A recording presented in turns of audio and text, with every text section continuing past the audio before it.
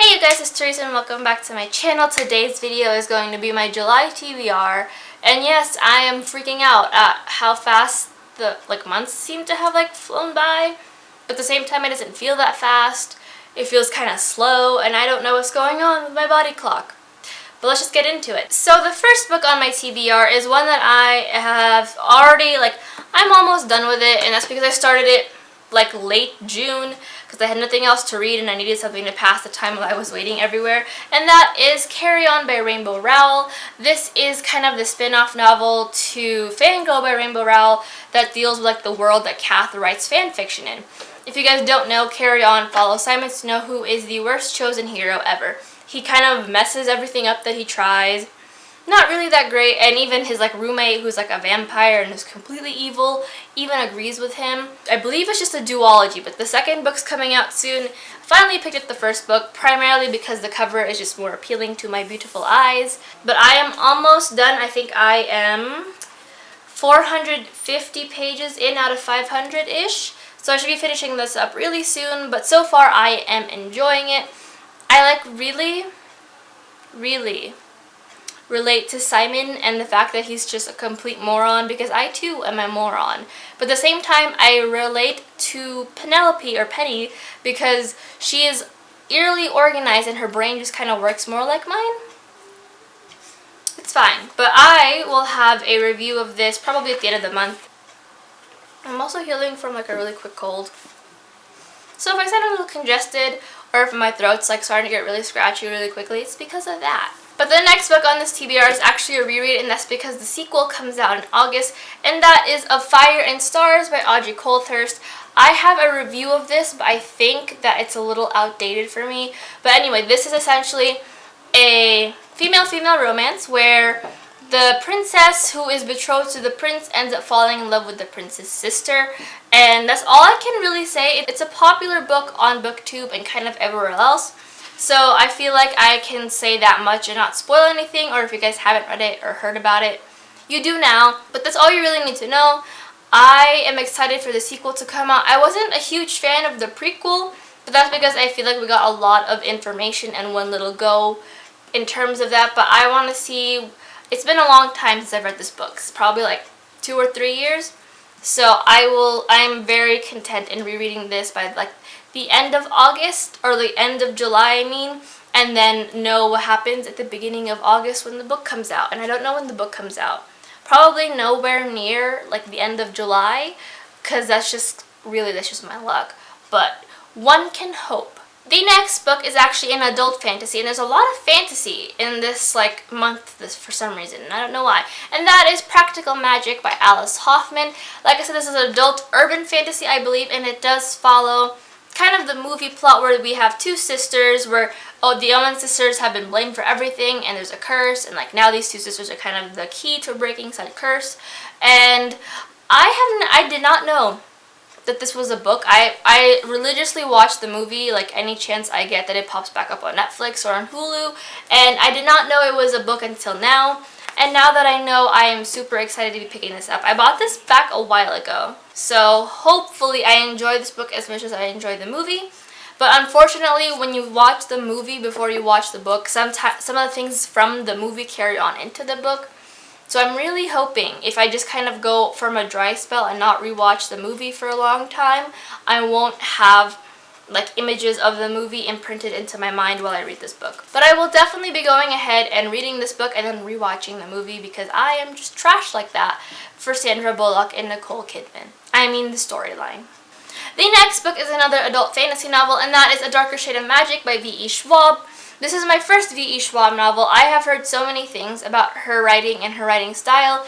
I just don't know why I haven't picked any of her books up yet. So I'm expecting to hop on this hype bandwagon. But essentially what A Darker Shade of Magic is about is that it follows, essentially, all I know and all I really care to know is that there are different kinds of Londons. There's a grey London, there's a blue London, a red London, and our main character is the guy who can somehow jump between Londons as a messenger, and I believe he is the last messenger of this kind of situation, and it deals with that. So I'm really excited. It seems interesting, and I have never read any Victoria Schwab before. not even her YA or her earlier work, so this will be my first introduction to her, and I'm very excited, like very, very excited, because I feel like it'll be right up my alley. The next book is one that I meant to read for Queer Lit Readathon, and that is actually a YA historical fiction fantasy novel, and that is Layer of Dreams by Libba Bray. This is the sequel to the Diviner series, and it kind of goes back and piggybacks on what happened after the events of the first book and into the sequel. If you guys don't know, the Diviners is about Evie Fry, who is, yeah, her name's Fry, I believe, right? Fry. Thinking about Assassin's Creed. Evie O'Neill, who for all accounts has had these powers that can, like, it's a little hard to describe her powers, but she finds out once moving to New York in the 1920s that she is not alone in these powers, and there's like a weird supernatural thriller element of it, and it was a really good book. And I meant to pick this up for Queer Lit Readathon and have it bleed into my normal June TBR, but that sadly did not happen, so I am excited to pick this up. But I think I might have to do a quick little synopsis of what happened in the first book, since I think it's been like a year since I read the first book, and I'm like, for once, I'm a little confused about what happened, because that never happens. When I read sequels, I can go for like a while without having to reread a synopsis and know what happens and just be able to jump right in. But for some reason, my memory's a little foggy on kind of exactly what happened at the end of this book, of The Diviners. So, quick little recap, and then I will be ready to jump back into this. But I loved the first book. I'm excited for the third book, and even more excited for the fourth book.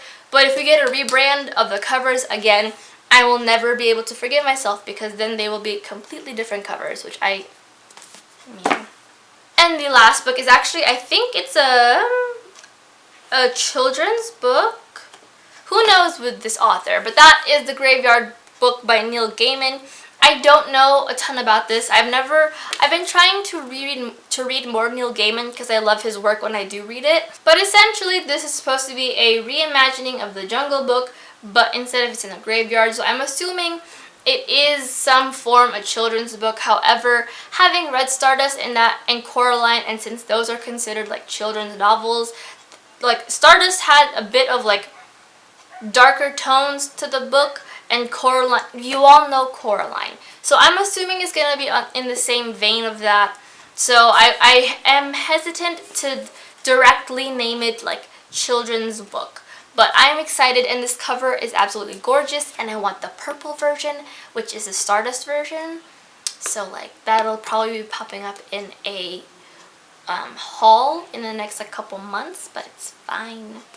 But yeah, super excited to get into this. I've never actually read The Jungle Book. I've seen the movie, but I always forget. It's one of those books that I just forget exists because I've seen the movie so many times, but I will be picking up The Jungle Book eventually.